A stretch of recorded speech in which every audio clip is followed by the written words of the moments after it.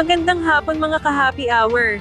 Narito ang mga balita para sa MBC TV Network News Update, 2 PM edition. Ex-Secretary Harry Roque at dating Executive Assistant na si A.R. de la Serna, trending. Ito'y matapos madiskubre ng Presidential Anti-Organized Crime Commission ang appointment paper sa sinalakay na Pogo Hub sa Porac, Pampanga. Sa appointment paper, nakalagay na itinalaga ni nooy Presidential Spokesman Attorney Harry Roque si dating Mr. Supranational Philippines 2016 Alberto Rodolfo A.R. de la Serna, bilang kanyang executive assistant na may higit 54,000 pesos na sweldo mula January 4 hanggang December 2021. Na-recover din ng PAOCC ang affidavit of support, kung saan nakasaad na sasagutin ni Roque ang gastusin ni de la Serna sa kanilang biyahe sa Europa noong Oktubre 2023. Ayon kay Roque, nagpasama siya kay de la Serna matapos siyang imbitahan na maging resource person sa peace process sa Ukraine.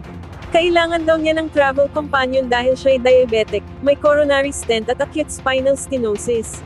Pero sabi ng ilang netizen, medical practitioner dapat ang sinama ni Roque at hindi male pageant winner na hindi bihasa sa pagkuha ng blood pressure, CPR, at pagsukat ng blood sugar level.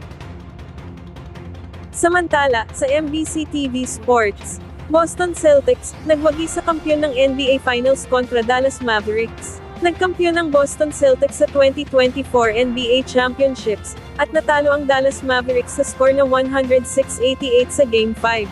Dahil dito, ito na ang ika-18 NBA title ng Boston Celtics, na siyang pinakamaraming panalo sa kasaysayan ng NBA. Nahigitan na ngayon ng Boston Celtics ang NBA Lakers na nasungkit pa lang ang kanilang NBA title noong 2020. Nagpanalo sa kanilang koponan si Jason Tatum sa Game 5, at tinapos ang laro sa score na 31 points at 11 assists, habang si Jaylen Brown naman ay nakapag-ambag ng 21 points. At yan ang mga balita para sa MBC TV Network News Update, 2 PM edition. Abangan ang mga susunod na balitaan mamaya, para sa 3 PM edition.